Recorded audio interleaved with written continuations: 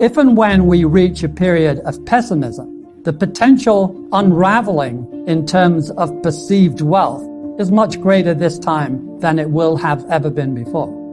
I think since I said that, we could take out the rivaling 1929 and 2000. I think we've gone way past that. There are examples of large-scale craziness and meme investing, etc., for which there is simply no parallel in 1929 even, or 2000. 2000 had pet dotcoms, and they were kind of glorious, but they were scores of millions or a few hundred million. We have crazy things now that are billions, and in some cases, tens of billions. And we were the most impressive speculation, I think. There is nothing like that at scale, even adjusted for current dollars in 1929. And we are down 80%, which is a fairly fearful decline. But along with us, the next tier of speculative stocks also came down. The SPAC index is down over 20%. The market is a self-correcting mechanism, but it's a little wonky in the time it takes.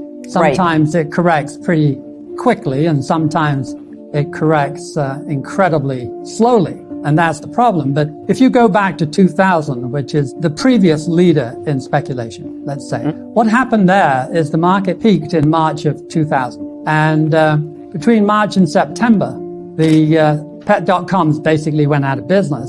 The internet stocks basically went down 80%. But the whole dotcom, the whole TMT bubble burst, and the industry, which had been 30% of the market, declined by 50%. The S&P was unchanged. And you could have said during that 5-month, 6-month window, oh, isn't that healthy? They're selling the flakiest pet dotcoms and they're buying Coca-Cola. What's not to like about that? That's exactly what happened. And I like to think of them as the kind of pessimism termites. They ate through the craziest first, and then the junior growth stocks, and then the intermediate growth stocks, and then finally Cisco, which was for 8 minutes or so the biggest company in the world by market cap. And they were all down collectively 50%. The balance of the market was up 17%. So that looked incredibly healthy, but then the termites reached the broad market and the entire 70% rolled over and fell 50% in 2 years. And the NASDAQ was down 82%. The thing about the underpinnings is they always look terrific. In 1929, the market didn't peak when they thought the underpinnings were terrible. They peaked when the market's enthusiasm for the underpinnings was approximately the highest it had ever been in history.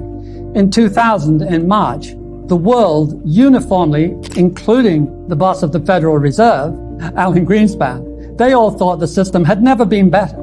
At the top of the housing bubble in 2007, Bernanke and the boys thought the U.S. housing market had never declined, unquote. It merely reflected a strong U.S. economy. The underpinnings were great. They have never gotten it right. The Federal Reserve in particular has never had a clue about asset bubbles. It doesn't even address it. They act as if they don't exist, except on the upside, they occasionally take credit for the wealth effect helping the economy along. And it does.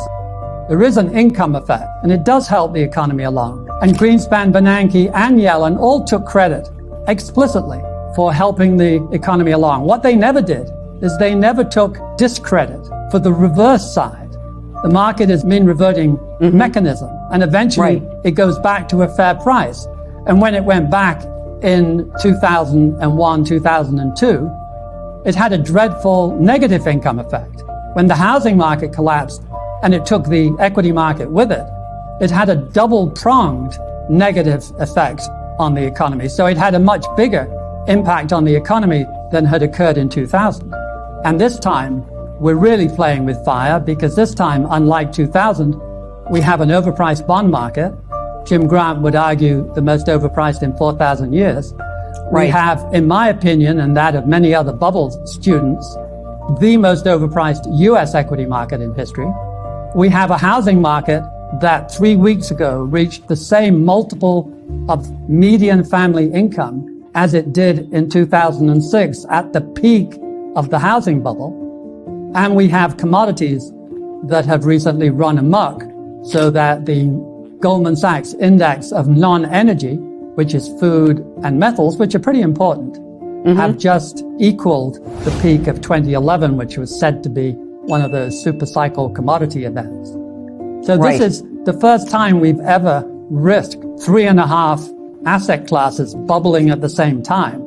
If and when we reach a period of pessimism, the potential unraveling in terms of perceived wealth is much greater this time than it will have ever been before. You quoted Robert Shiller, Nobel Prize-winning economist, about the fact that he said that even though his indices are showing the market at extreme valuations, that really compared to the bond market, which as you said is very expensive, stocks don't seem so overpriced. What is your response to those kinds of arguments?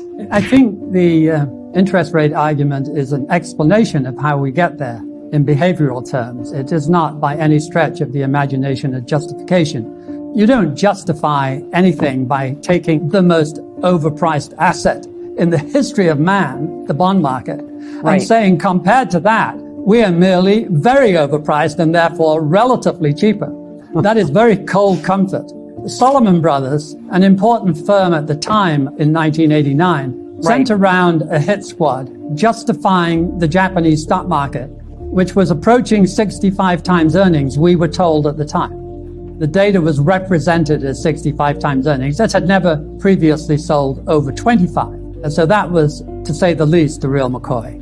And this team went around pointing out that the rates in Japan were so low that 100 PE would be fair. Of course, the collapse that followed in land and bonds and stocks was cosmic. In 1989, and it still hasn't recovered.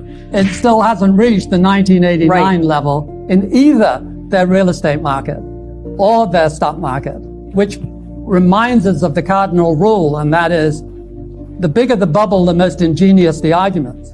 And the bigger the bubble, the most extended and painful the decline. This is the most broad, as I said, asset bubble of all time, with 3.5 of the 4 major asset classes clearly in severe bubble territory. Thinking that you have no alternative but pick between one of the 4 bubbles is a pretty grim way to view life. I get the argument, so pick a bubble, they'll all go together, probably, and you will suffer a lot of pain. And the intellectual content of that argument, that they were all bubbles, so we had to pick the least bad one, will resonate in your head as the market unravels. If you had a dozen to 15 years of flat market with earnings doing okay and rotation within the market, everything would work out fine. And every portfolio manager I almost ever met has felt in market bubbles